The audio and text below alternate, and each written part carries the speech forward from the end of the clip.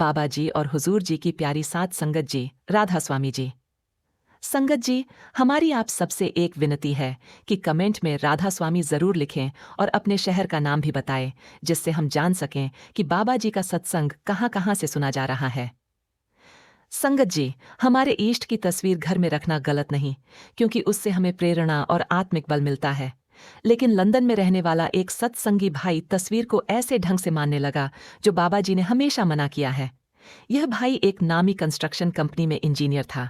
भारत आने पर यह सीधा डेरे की सेवा में लग जाता और धीरे धीरे उसका पूरा जीवन बाबा जी के इर्द गिर्द घूमने लगा।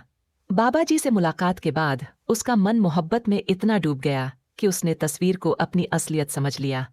वह तस्वीर को अपने कमरे में विशेष सम्मान से रखता, गर्मियों में एसी, सर्दियों में हीटर चलाता, यहाँ तक कि सफर के दौरान भी तस्वीर के लिए अलग टिकट बुक करवाता। उसके प्रेम ने दीवानगी का रूप ले लिया, लेकिन यह रास्ता रूहानियत की मंजिल से दूर ले जाने वाला था। एक दिन सेंटर के वरिष्ठ सेवादार अंकल जी को उसकी यह आदत पता चली।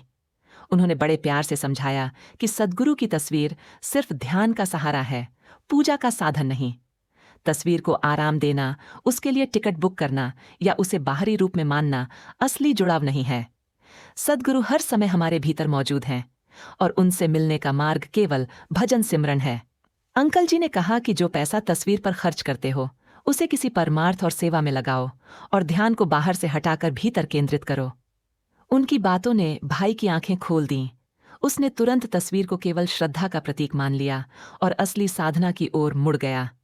समय के साथ उसे नामदान भी प्राप्त हुआ और उसका प्रेम सच्चे मार्ग पर चल पड़ा।